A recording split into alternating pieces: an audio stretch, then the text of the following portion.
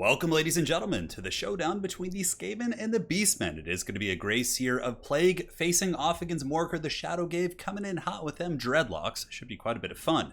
Now, this used to be a matchup that before the Skaven DLC was actually very Beastmen favored. Generally speaking, Beastmen would run them over, but there are a couple tools the Skaven got, and even post-nerf, that are still very good against the Beastmen, and I think one of the best units is hands down the Wolf Rat. So what you really do with the Wolf Rats in this matchup is you actually use them very defensively.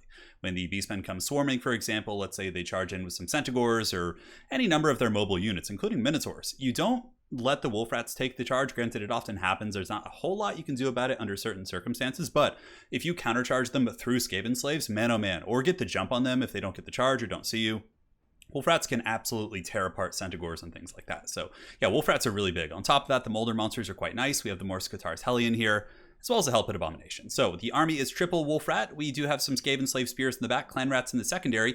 You'll notice I'm not using any mortars. Mortars are very good, but you know, they can punish the raiders and whatnot, but oftentimes the Beastmen army is in stock, so you don't see a lot of it till it's very close to you. So a lot of times I found that the mortar will kind of pay for itself, but sometimes it doesn't. It gets focused and, you know, overcasted Spirit Leech and other spells to focus it down. So what I went for this time was a little bit more of a crowd control build. So Warp Lightning Cannon, double Warp Grinders here in the secondary line. Warp Grinders are pretty damn good against Beastmen. When they charge in with their infantry swarms or mobility, you can lock them down and do some really cost-effective AoE damage. Now, killing Morkr is very important, and we have the Grey Seer of Plague with the dreaded 13 spell, which is actually amazing in this matchup, and good in a couple matchups.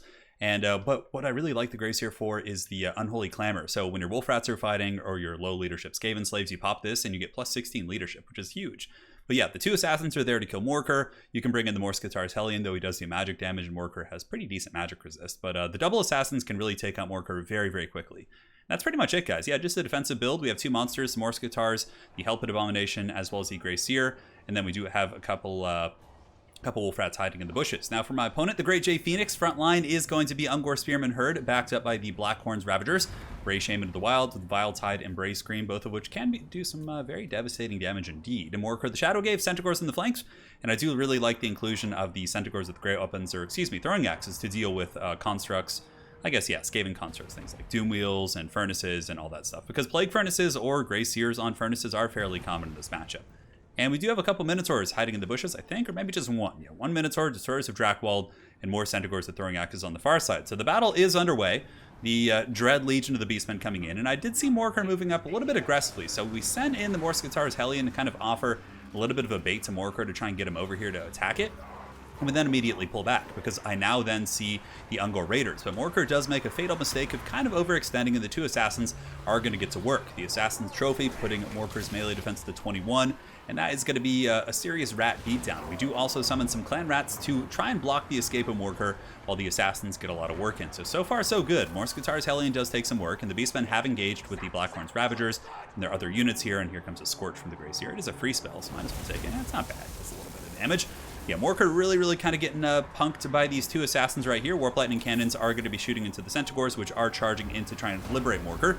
A nice little Vile Tide in the back does hit my Clan Rats, and the Warp Grinders were pushing up to try and get involved in this combat, but Morkr did use the Staff of Ruinous Corruption, kind of obstructing my charge, so I send in the Hellpit Abomination, pull back the Warp Grinders, and we'll see where we go from there. So a nice little Bray Scream right there. I think that does kind of punish the Clan Rats that I had Morkr surrounded with, and I was really desperately trying to get Morkr here. On that same note, we do use the Warp Grinders in the front line, so going to be trying to block the advance of the Blackhorns Ravagers. And in the backfield, something I forgot to point out to you guys is the Centaurs did kind of come through the bushes to try and flank my artillery piece, but I had the Wolf Rats lying in wait. So the Wolf Rats come out, they absolutely feast on the Centaurs, cut them to pieces, just like we kind of talked about in the early game. And this ambush here in the backfield was pretty crucial for sure to our backline defenses. Other Warp Grinders pulling back to try and peel off the Centaurs in conjunction with the Morskatar's Hellion, which should be able to space jam some of those guys. But this is really kind of the epicenter of combat, and unfortunately I did miss the dreaded 13 spell while I was showing you guys the backfield, but there was a big fight here, right? I had my Assassins going after Morkr, and I got surrounded by Spawn and Ungors and a fair amount of stopping power from the Beastmen, so I did use the dreaded 13 spell to actually target that blob and give me some staying power via the Stormvermin Halberds. Assassins, in the meantime, going after old Morkr the Shadowgave, Trying to get him, but he's a slippery cow, and he's making those cow noises for sure. He's at 35 speed at the moment. My assassin does get trapped, and this is very unfortunate. I felt like we were in a very commanding position, then suddenly, you know, I'm kind of overextended in some respects. J Phoenix here doing an excellent job of getting all the Ungor Raiders about face and shooting at my Grey Seer. My other assassins trapped in a blob. My summoned Storm Vermin are gone, and suddenly it's like, oh, okay, a game that I thought was going to be a quick one is now going to be a very, very dicey one, as my Grey Seer of Plague is basically being attacked by Minotaurs with great weapons, which were hiding in the bushes and reserve.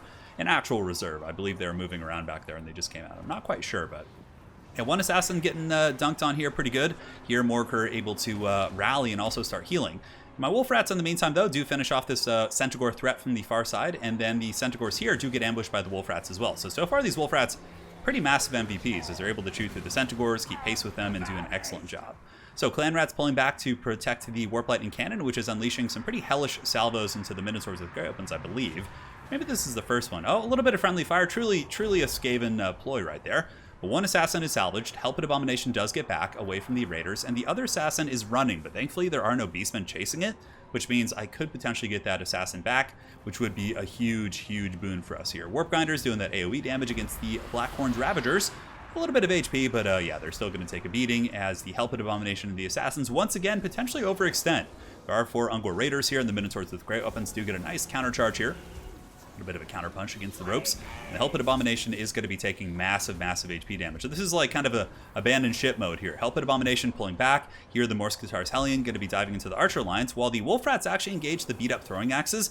And our loose assassin, who's still alive, actually comes in after Morker. He's wavering. He's in some trouble, so that one assassin that came back might actually shatter Morker.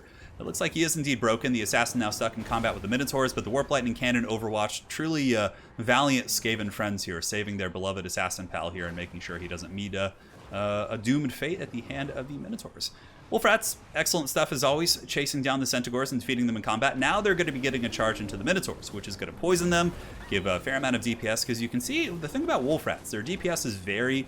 yeah, it's easy to miss because basically a lot of the models can pile in, whereas like sometimes infantry units that are a little bit bigger don't pile in like this, but a lot of Wolf Rats attack at once, and you can see it's really adding up as the Minotaurs are getting the business.